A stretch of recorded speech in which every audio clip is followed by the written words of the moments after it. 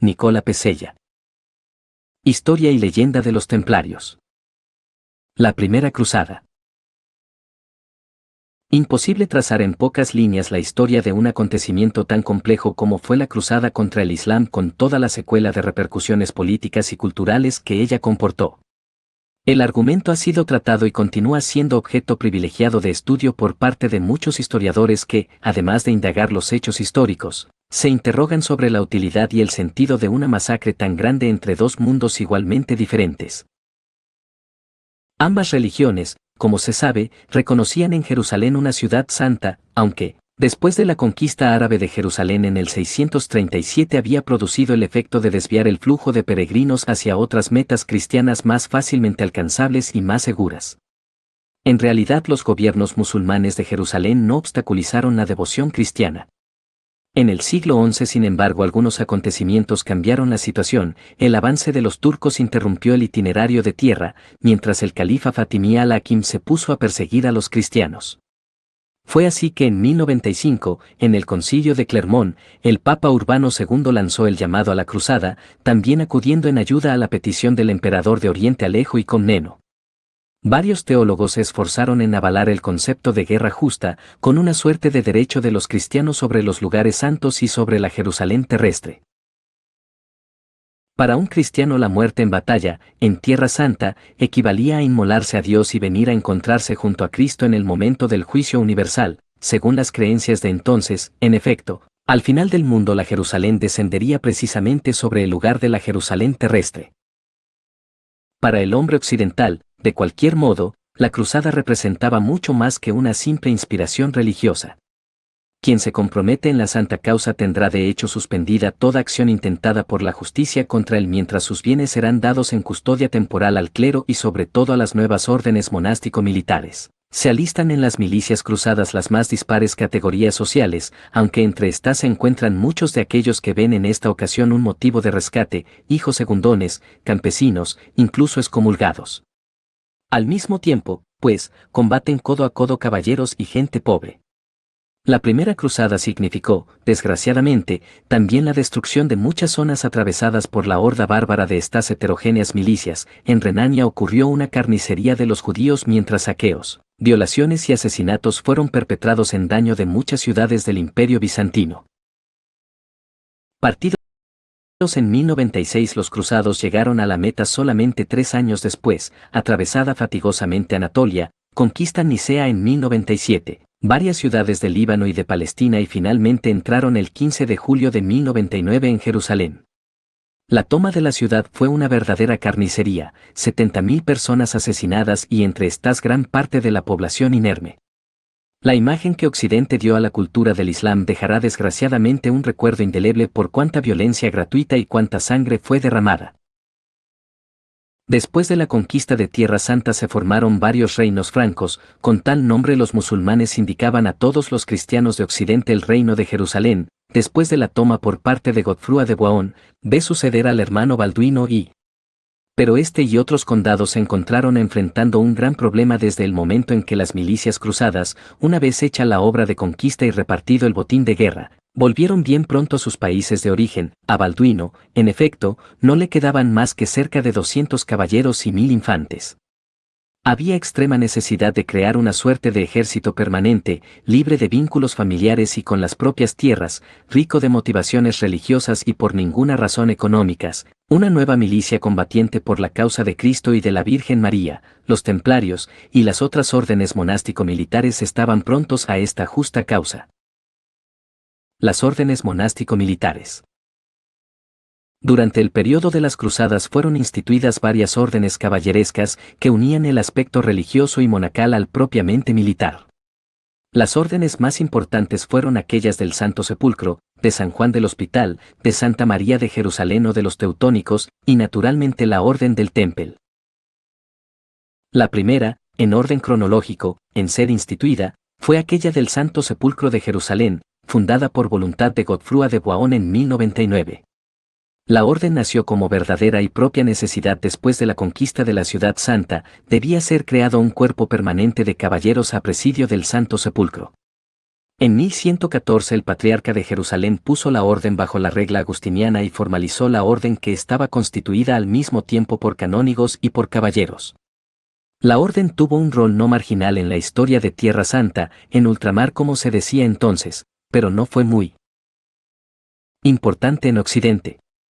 Aunque la orden en el pasado haya sido también unificada con aquella de los hospitalarios, ella fue de nuevo reconstituida y sobrevive aún hoy, aunque con funciones y en forma sensiblemente diversa.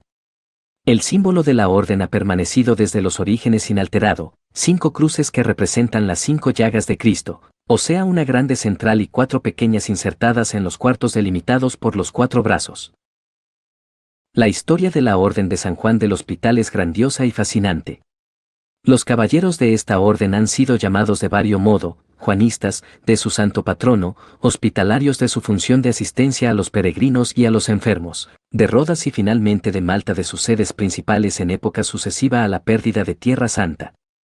Lo que hace única esta orden respecto a muchas otras es que es la única en haber llegado hasta nosotros conservando todas las prerrogativas de soberanía y personalidad jurídica internacional, autonomía económica y garantías diplomáticas. Sus fundaciones son casi legendarias y se refieren, después de la conquista de Jerusalén, a la obra de Gerardo Sasso, un monje de origen amalfitano.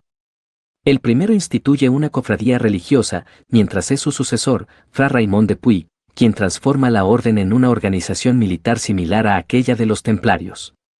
Juanistas y templarios desde entonces serán protagonistas en las más importantes y terribles batallas de los cristianos contra los infieles, dando prueba de enorme coraje y al mismo tiempo inmolándose en heroicos sacrificios. Como insignia los caballeros de San Juan tenían la cruz de 8 puntas, dicha precisamente de Malta, de color blanco, la cruz en el estandarte se destaca sobre fondo rojo y adorna los mantos negros. A testimonio de su obra militar en Tierra Santa permanece aún hoy el llamado Crac de los Caballeros, enorme fortaleza perdida en una sangrienta batalla en 1271. Con la derrota de San Juan de Acre 1291 los juanistas reparan primero a Rodas, donde permanecerán por más de 2 siglos, y finalmente a Malta. Por siglos, además de la asistencia hospitalaria, constituirán una barrera infranqueable al avance turco en el Mediterráneo. Con finalidades aparentemente similares a aquellas de los hospitalarios y de los templarios, en 1128 se constituyó en Jerusalén otra orden, formada esta vez solamente por monjes alemanes. Pero menos de un siglo después, la orden se transformó también ella en monástico militar, y esta modificación se debe también al impulso del emperador Federico de Suabia. Los caballeros de la Orden Teutónica de Santa María de Jerusalén, dicha también de Nuestra Señora de los Alemanes, combatieron también ellos valerosamente en Tierra Santa, pero su historia afortunada la tuvo sobre todo en Europa. En efecto los caballeros, definidos como cruzados del norte, se volcaron hacia las llanuras del extremo norte cristiano, conquistando los territorios que se asomaban sobre el Báltico y combatiendo contra daneses y lituanos, polacos y rusos, incluso contra los mongoles. En Alemania del Norte y en los territorios próximos a Polonia los teutónicos lograron crear un verdadero estado, con el gran maestre que residía en el castillo de Marienburg. Esta organización sobrevivió por más de 2 siglos, hasta cuando los polacos lograron expulsar del reino a los caballeros, de allí en adelante la orden tuvo una historia sin particular relevancia. Orígenes de la Orden del Temple. La Orden del Temple fue fundada en Jerusalén alrededor del 1119 gracias a la iniciativa de algunos nobles franceses, entre los cuales se distinguió un caballero de la Champaña, Hug de Pagne. Es verdaderamente difícil establecer las etapas con las cuales el pequeño núcleo de caballeros se logró transformar en una de las más importantes organizaciones del mundo medieval. Los caballeros del Temple tomaron el nombre del lugar donde habitaban, que correspondía a una parte del Palacio Real de Jerusalén, construido precisamente sobre las ruinas del Templo de Salomón. Pero antes de penetrar en los aspectos históricos del orden es necesario aclarar un hecho fundamental. El estudioso debe dirigirse a las fuentes históricas confiables y dejar de lado todas aquellas informaciones que han sido contaminadas por el esoterismo contemporáneo, interesado en dar golpes de efecto y construir improbables castillos de arena con fundamentos sin ninguna base documental. Se dirá de inmediato la opinión del que escribe estas líneas, la historia de la Orden del Temple, su estructura, sus ideales y la trágica historia de su fin son de por sí tan fascinantes y dramáticos que resulta inútil, si no dañino, fantasear sobre hipótesis que, al menos en el estado actual de las investigaciones, deben declararse completamente faltas de fundamento. Por lo tanto, en estas páginas se afrontará la historia de la Orden de manera estrictamente científica, aunque al mismo tiempo se aclarará en qué parte radica lo inexacto de las noticias, mejor dicho, de las no noticias, que han constituido la fortuna literaria de los templarios a partir de finales del siglo XVIII. Evidentemente, por parte de quien escribe no hay ninguna intención de matar la magia que circunda a los templarios, sería imposible y en el fondo ni siquiera sería deseable. Esta aura de misterio alrededor de los caballeros del Temple, sea considerada positiva o negativa, es un ingrediente fundamental de su historia que ha alimentado la fantasía popular y ha contribuido a mantener vivo su recuerdo a lo largo de los siglos. Lo que se quiere es más bien aclarar cuánto de esta leyenda negra o dorada pueda tener un mínimo fundamento en la verdad histórica y cuánto en cambio sea pura invención. Volvamos entonces al principio de la historia. La tradición histórica quiere que Hugh de Payne y los 8 caballeros compañeros suyos al inicio se dedicaran a la protección armada de los peregrinos que se dirigían a Tierra Santa, siguiendo caminos a menudo infestados de salteadores y bandidos. No se conocen los nombres de todos los primeros 8 caballeros, entre estos estaba el sobrino de Hugo, Godofredo de Saint-Omer, y probablemente el tío de San Bernard de Clairvaux, André de Montbard. Los templarios eran por lo tanto caballeros que combinaban la profesión de las armas con la vida monástica, profesando los 3 votos clásicos de pobreza, castidad y obediencia. La orden fue colocada bajo el patronazgo de la Virgen María, pero también y sobre todo de San Juan Bautista, veneradísimo en toda la Edad Media. Si bien el origen de la orden se encuentra en el ambiente de las cruzadas y de la lucha por liberar Tierra Santa del dominio de los infieles, la verdad es que muy pronto los templarios se convirtieron en un orden con características completamente peculiares. Y estas características se delinearon poco después de su fundación, durante el Concilio de Troyes. Después de varios años de vida de estos pobres caballeros de Cristo todavía no estaba claro cuál sería su futuro. El pequeño grupo se había ido incrementando lentamente, pero no estaba del todo claro cuál debía ser su regla y bajo qué autoridad religiosa debían depender. Como sucedía en toda la Edad Media, a una nueva necesidad, sobre todo de carácter religioso o socio-religioso, se creaba una institución que se alineaba bajo el control de alguna autoridad religiosa ya existente. El patriarca de Jerusalén, la autoridad más elevada de la Iglesia en Oriente, no podía tener prerrogativas de papa, por lo tanto la única solución era recurrir al mismo papa. En enero de 1128 se convocó el concilio en la ciudad de Troyes, en la Champaña. El legado papal Mateo de Albano presidió la asamblea y se decidió establecer la regla de la orden confiando su redacción a uno de los hombres más importantes de la Iglesia medieval, San Bernard, abad del monasterio de Clairvaux. Con el aval de tal autoridad, la Orden del Temple podía contar con el total apoyo del papado, independientemente de otras autoridades religiosas locales, incluido el patriarca de Jerusalén. La regla de los templarios deriva esencialmente de aquella benedictina, pero es aún más estricta y precisa. Los caballeros debían vivir en comunidad, debían participar en las oraciones diurnas y nocturnas y ayunar 2 veces por semana, el viernes en honor de la Pasión de Cristo y el miércoles por San Juan Bautista.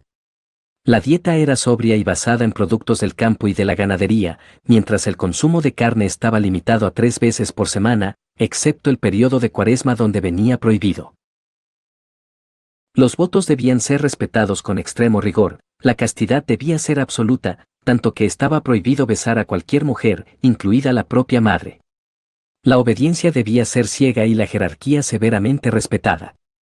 En cuanto a la pobreza, la regla se ocupaba más bien de la orden en su conjunto más que del caballero singular. El templario debía ser pobre en cuanto a bienes materiales propios, pero estaba al servicio de un orden que poco a poco se hizo cada vez más rica. Organización interna de la orden. La orden del Temple estaba subdividida en una estructura piramidal muy rígida. En la cúspide estaba el gran maestre, era el jefe absoluto de la orden, aunque estaba obligado a tomar importantes decisiones solo después del consenso del capítulo, o sea la asamblea de los caballeros de más alto grado. De hecho, el Gran Maestre disponía de una guardia personal de caballeros que lo seguía en cada misión, de un capellán personal y de varios funcionarios que lo asistían. Era el único que tenía el derecho de tener hasta 4 caballos, mientras los otros caballeros solo uno. El Gran Maestre residía en el cuartel general del orden, es decir, en Tierra Santa. Después de la pérdida de Jerusalén, los grandes maestres residieron en Acre. Después de la caída de esta ciudad, en 1291, la sede fue trasladada a Chipre. El Gran Maestre se distinguía de los otros por tener un manto con una cruz roja pero de 2 colores, mitad negro y mitad blanco. Uno de los grandes maestres más famosos fue Gerard de Rifford, 1184 a 1189, que murió junto a gran parte de los caballeros de la orden en la funesta batalla de los Cuernos de Aptin, cuando toda la caballería cristiana de Tierra Santa fue masacrada por el sultán Saladino. El último gran maestre de los templarios fue Jacques de Molay. Después del Gran Maestre venía el senescal, que era su ayudante directo. Seguían los grandes dignatarios de la orden que se ocupaban de cada provincia de la orden: Oriente, la propia Francia, Aragón, Portugal, Inglaterra y los otros estados de Europa. Debajo de ellos están después todos los caballeros, subdivididos entre sargentes y escuderos. Los primeros vestían manto negro con cruz roja y no eran siempre de origen noble, mientras los segundos tenían manto blanco con la cruz roja y debían ser necesariamente de origen noble. Los escuderos representaban la clase más baja, pero también aquellos que hacían vida en común en las comandancias junto a los caballeros. Realizaban los trabajos más humildes, pero también servían a los caballeros en batalla y en toda necesidad. Quizás el aspecto más importante de la organización templaria era la función de los capellanes. El hecho de que los templarios tuvieran sacerdotes propios los distinguía radicalmente de las otras órdenes monásticas y era fundamental para comprender el carácter único de la orden. Los capellanes, de hecho, no dependían de ninguna autoridad eclesiástica local sino solo del mismo Papa, es decir, que la orden estaba exenta de la jurisdicción de los obispos en cuyos territorios operaban. Esto comportaba enormes ventajas para la orden, sobre todo en los aspectos administrativos y económicos. La organización de los templarios se articulaba en varias estructuras. La casa, domus, era la sede local donde habitaban los templarios. Varias casas formaban una comandancia, preceptoría o bailía, una estructura más amplia comandada por un comendador que coordinaba diversas casas. El territorio de una nación estaba subdividido en provincias y en la cúspide de cada provincia se encontraba un gran comendador. El territorio italiano, desde un punto de vista templario, fue subdividido en varias provincias, entre las cuales estaban Lombardía, el Véneto, Apulia y Sicilia. La expansión de la Orden del Tempo. Después del Concilio de Troyes del 1128, la orden comenzó a organizarse en toda Europa. San Bernardo redactó el De Laude Novae Militiae Ad Milites Templi, De Laude Nove Militiae Ad Milites Templi, elogio de la nueva milicia a los caballeros del Temple, donde explica qué cosa es esta nueva organización y cuáles son sus deberes. El santo exalta la figura del nuevo caballero, aquel que no busca el botín en la guerra sino la salvación de su alma, aquel que no persigue la vanidad y la búsqueda de lujo, de ropas preciosas y cabelleras largas sino que se contenta de vestidos simples y cabellos cortos, de una dieta frugal. Este es el verdadero caballero de Cristo, aquel que no duda en combatir hasta la muerte en nombre de la fe. La primera casa templaria de Europa, después de la conclusión del concilio, surgió precisamente en Champagnat, en la localidad de Barbonne, no lejos de Troyes. En el curso de pocos decenios se asiste a un acrecentamiento del patrimonio de la orden. Esto era debido a muchísimas donaciones que le fueron hechas. Muchos nobles donaban terrenos y bienes inmuebles a la orden, tanto para contribuir a la causa de la liberación de los lugares santos como también para asegurarse oraciones que acortaran su permanencia en el purgatorio. Muchos donaban todas sus propiedades y pedían ingresar en la orden. La donación era necesaria para tener el sustento y servía para incrementar los bienes de la institución. A menudo la entrada en la orden era buscada también por cadetes de familias nobles porque, al no tener herencias, de todos modos podían acceder a una buena posición social y también podían continuar practicando las artes de la caballería, desde el combate a la caza.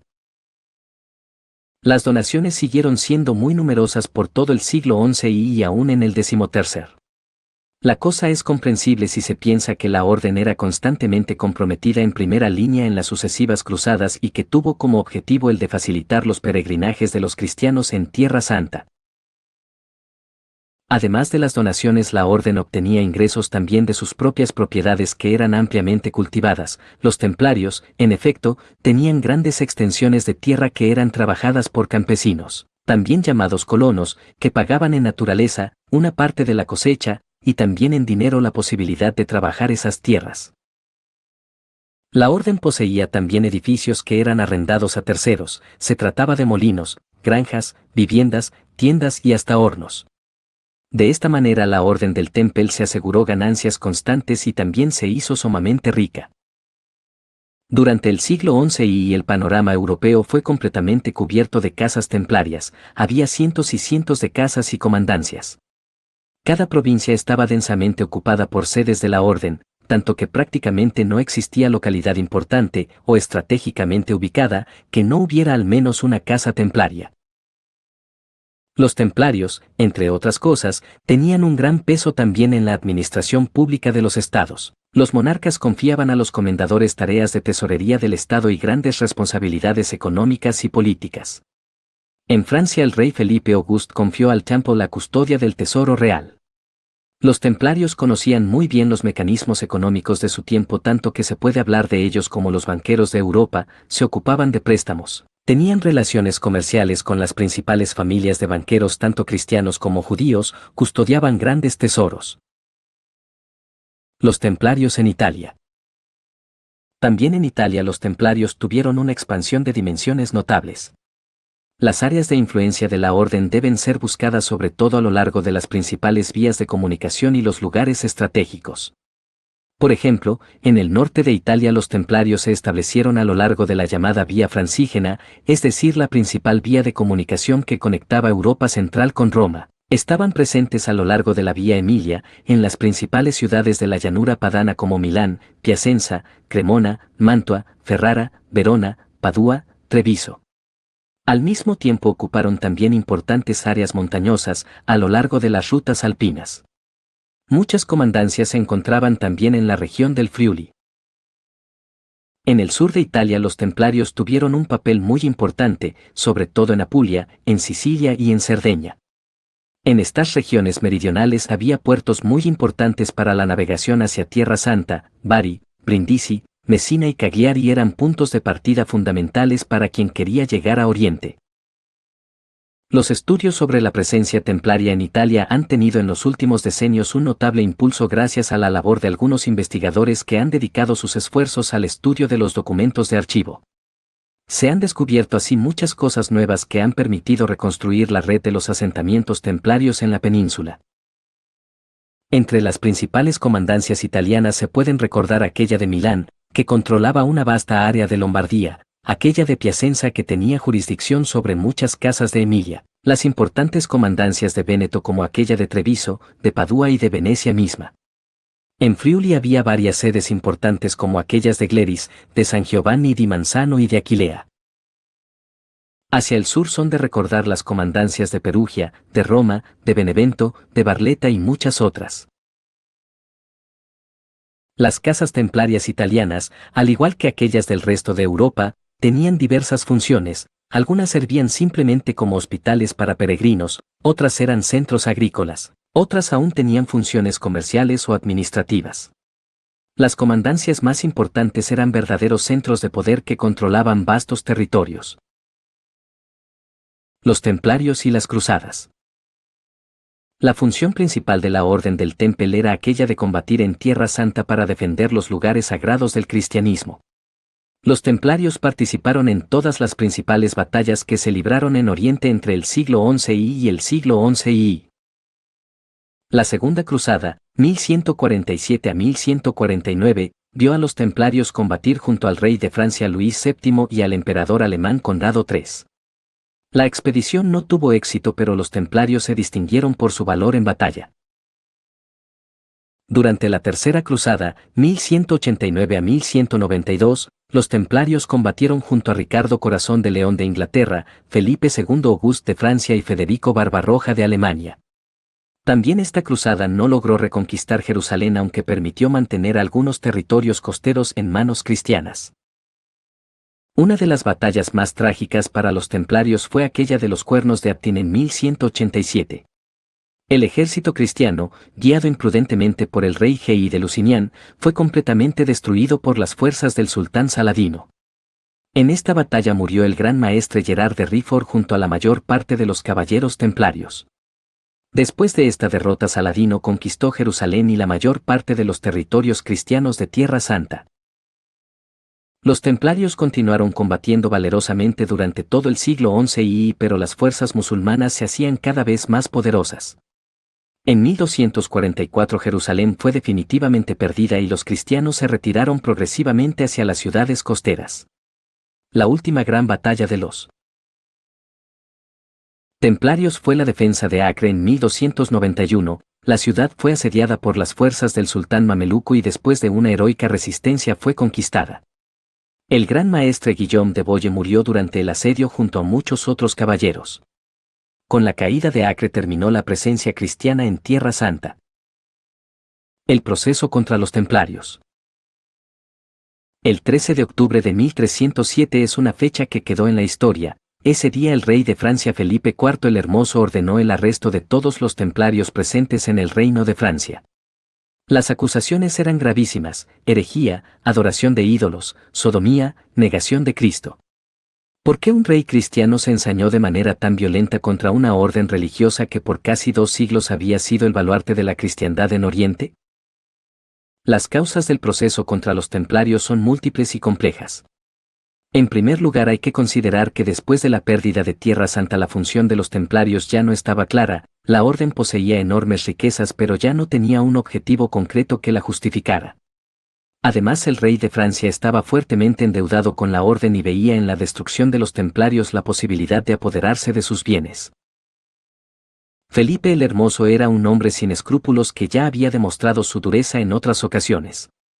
En los años precedentes había perseguido a los judíos, a los banqueros lombardos y había entrado en conflicto con el Papa Bonifacio VIII. Ahora le tocaba el turno a los templarios.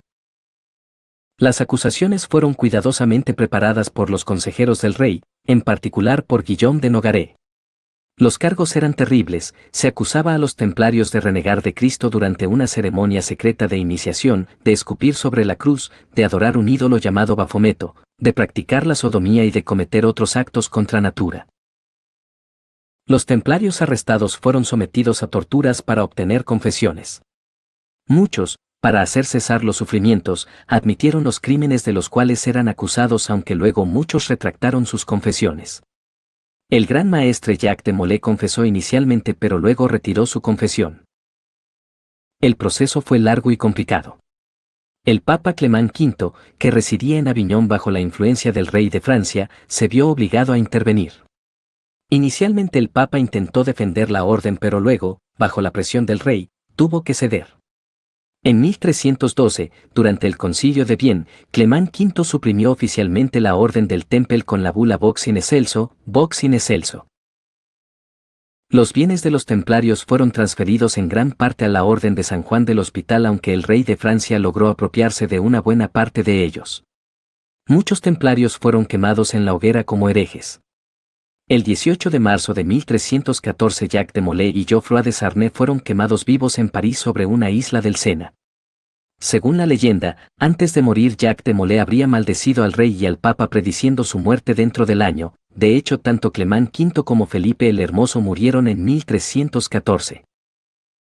La verdad histórica sobre las acusaciones. ¿Eran verdaderas las acusaciones contra los templarios?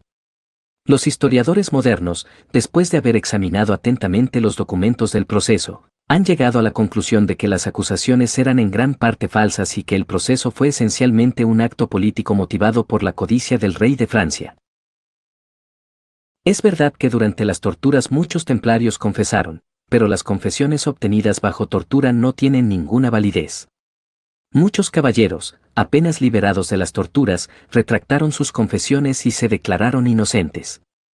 El hecho de que fuera de Francia, donde no hubo torturas o estas fueron más limitadas, las confesiones fueron mucho menos numerosas, demuestra que las acusaciones no tenían fundamento. En particular, la acusación de adoración del ídolo Bafometo parece completamente inventada. Nadie logró jamás producir este supuesto ídolo y las descripciones que dieron los acusados eran completamente contradictorias entre sí, algunos describían una cabeza de hombre, otros una cabeza de mujer, otros un cráneo, otros aún un gato. Es evidente que los interrogadores sugerían las respuestas deseadas. También la acusación de sodomía parece poco creíble. La regla de los templarios era muy estricta sobre este punto y prohibía severamente cualquier comportamiento de este tipo. Ciertamente podía haber casos individuales de comportamiento desviado, como en cualquier organización humana, pero pensar en una práctica difundida y sistemática parece completamente infundado.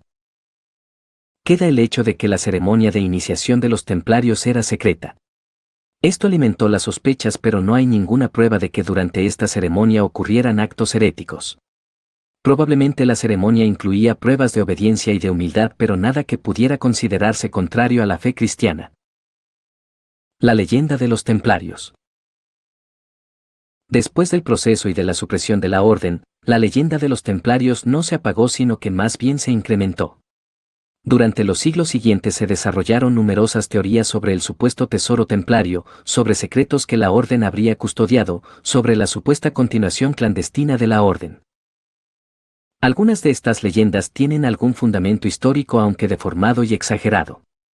Por ejemplo, es verdad que los templarios poseían grandes riquezas, pero el supuesto tesoro templario nunca fue encontrado simplemente porque probablemente no existía como tesoro único, sino que estaba constituido por los bienes inmobiliarios y las actividades económicas de la orden, bienes que fueron en gran parte confiscados por el rey de Francia y transferidos a los hospitalarios.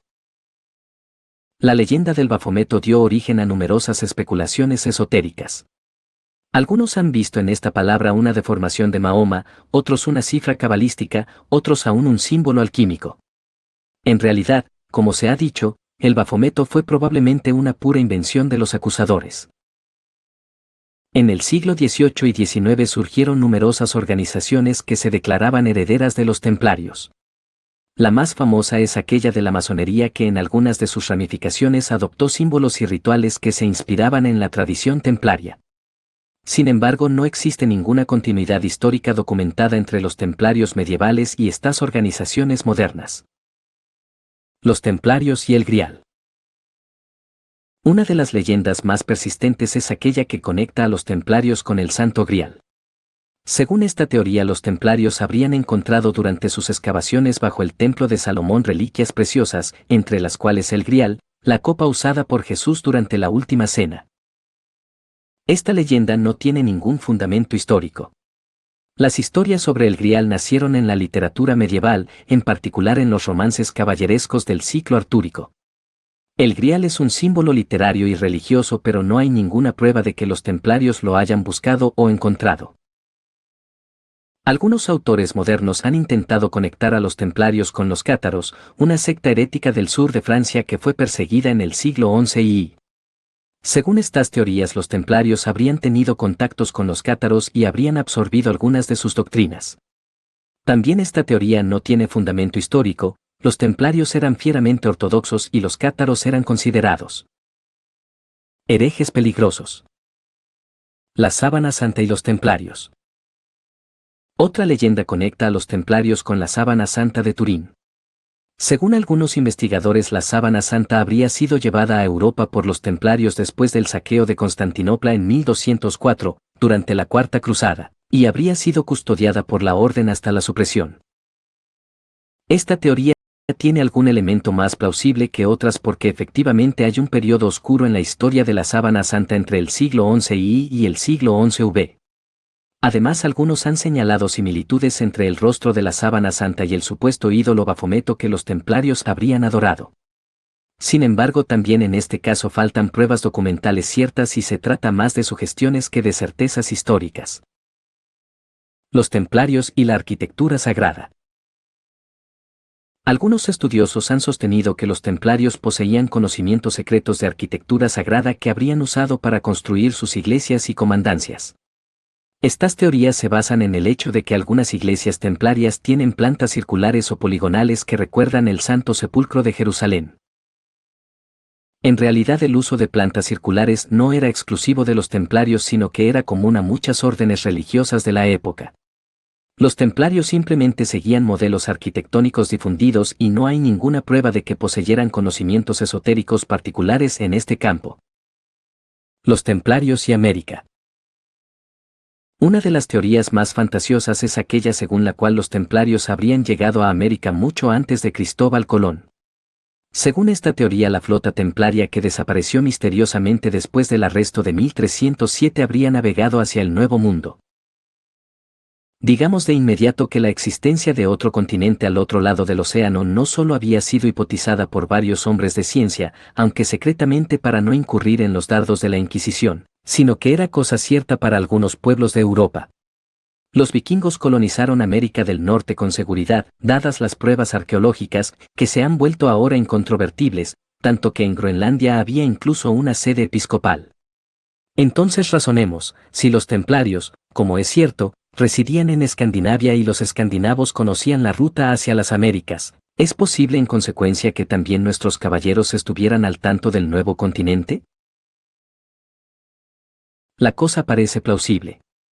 Otro aspecto misterioso está ligado al hecho de la misteriosa desaparición de la flota templaria en el momento de la orden de arresto, en el puerto militar de La Rosse, sobre el Atlántico, un lugar aparentemente descentralizado respecto al mapa de las posesiones templarias, estaban ancladas decenas de naves que llevaban la cruz del Temple. Quizás que los templarios en fuga se dirigieron hacia lugares que solo ellos podían declarar conocer. Existen algunas pruebas arqueológicas, aportadas por Jacques de Maillet, que testimoniarían la presencia de los monjes en lugares incluso de América del Sur.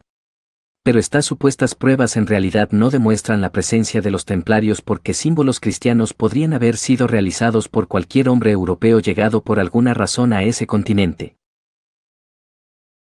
Steven Sora piensa incluso que el famoso y legendario tesoro de los templarios, efectivamente nunca encontrado, fue escondido en un lugar secreto de Nueva Escocia por los herederos templarios de la familia Sinclair, de clara origen escocés. Se trata claramente de puras hipótesis, aunque la posibilidad de una llegada de los templarios a América antes de Colón no puede ser del todo excluida. Los templarios en la actualidad y en la publicidad.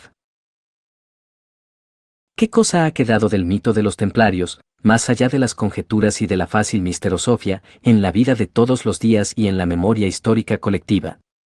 En apariencia nada, dado que en algunos casos se constata una pérdida de los propios orígenes culturales, al menos en la sociedad contemporánea, en el giro de pocas generaciones. ¿Un ejemplo? En Tempio de Ormelle, localidad que hospedó una verdadera y propia ciudadela templaria, se ha constatado que, hasta hace pocos años, pocos eran los habitantes que conocían los orígenes de su pueblo. Además, la mayor parte no recordaba ni siquiera que fueran los caballeros de Malta, que también gobernaron el país hasta 1797. Han sido los estudios históricos recientes los que han reverdecido la antigua historia de esta y otras localidades. En la mayor parte de los casos muchos responden saber bien quiénes eran los templarios, pero al profundizar la cuestión recurre el error de confundir a los templarios con los caballeros de Malta, haciendo de las dos órdenes una sola. En realidad este banal equívoco es cometido también por famosos historiadores del periodo medieval. El interés por la historia de estos míticos caballeros es pues de regreso y se ha vuelto, a veces, motivo inspirador para denominar otras realidades, sobre todo de carácter económico, que operan o se encuentran en varias localidades de Europa. Hagamos algunos ejemplos para aclarar mejor lo que se está diciendo. En Francia, por ejemplo, se pueden encontrar algunas posadas de los templarios en localidades que han hospedado en el pasado asentamientos del Temple. Del mismo modo muchas tiendas están acompañadas por este predicado, y entonces se encuentran charcuterías, salumerías, panaderías, cervecerías, todos dedicados a los templarios. En Tomar, en Portugal, encontramos el Hotel de los Templarios. En Italia, cerca de Forlì, una antigua mansión templaria se ha vuelto la casa rústica de los caballeros templarios, un restaurante de clara inspiración medieval. La misma situación se encuentra en Viterbo, donde una antigua domus templaria con preciosos frescos del siglo XI hospeda el hermoso restaurante de los templarios. Se podría continuar por largo tiempo, pero no son solo hoteles y restaurantes los que se honran con esta particular nomenclatura. Numerosas empresas que producen vino en territorios antiguamente poseídos por los templarios, producen varias calidades de vino templario. En Francia en Richerans están Le Cuvée de Templiers, Les Cuvées des Templiers, en Poggibonsi, cerca de Siena, se produce el Rosso del Tempio, en Bassola, TV, el Templaris, en Tempio de Ormelle la Rosa del Tempio y Commenda del Tempio, en Castignano, Ap, el Templaria y así muchos otros.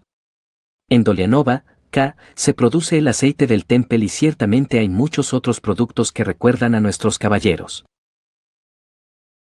En Treviso un estudio investigativo tiene nombre templar, mientras una armería de inspiración antigua, cerca de San Daniele del Friuli, en una torre de origen medieval, se llama Torre de los Templarios. Se podría continuar así por largo tiempo, pero esto es suficiente para darse cuenta de cuán evidente es este fenómeno también en nuestras zonas. En estos últimos años, además, han nacido numerosos grupos de inspiración medieval o directamente templaria que presentan y promueven manifestaciones ligadas a este ámbito histórico. En la ya citada Castignano la Pro Loco del pueblo organiza una bellísima manifestación, con cadencia anual, titulada Templaria Noches de Medioevo, en la cual son promovidas conferencias ligadas a los templarios y a las cruzadas, mercadillos y cenas medievales, exposiciones de vario género y representaciones teatrales. La atmósfera es verdaderamente sugestiva y la manifestación merecería al menos una visita. En Parma tiene sede la Asociación Histórico-Cultural Mancio Templi Parmensis, un grupo que ha recreado la vestimenta y las armas de los templarios y con estos trajes anima varias fiestas medievales en varias partes de Italia. En todo el mundo se conoce el pintoresco Carnaval de Cádiz, en Andalucía, pues bien, en 1988, el primer premio asignado al mejor grupo enmascarado, autor de una verdadera y propia representación dramática, fue para la comparsa Los Templarios. ¿Qué sentido tiene todo esto? ¿Se trata solamente de puro folclore o hay también algo más detrás de toda esta gana de templarismo? En realidad el filón templario se inserta en aquel más general que ve un gran retorno de las temáticas ligadas a la Edad Media, al celtismo, al misticismo. La explicación puede quizás ser encontrada precisamente en la situación de extravío del hombre moderno delante de una sociedad en continuo cambio, sin más referencias culturales y simbólicas comunes. En un periodo, por así decir, de crisis, el acercarse a un mundo como aquel medieval puede significar el retorno a antiguos valores espirituales ya desuetos y no del todo perdidos. La LARTI. La LARTI es una sigla que significa Libre Asociación Investigadores Templarios Italia. Se trata de la primera y quizás todavía la única, en su género, en desarrollar una seria y documentada investigación sobre la historia y los asentamientos de la Orden del Temple, con particular atención al territorio italiano.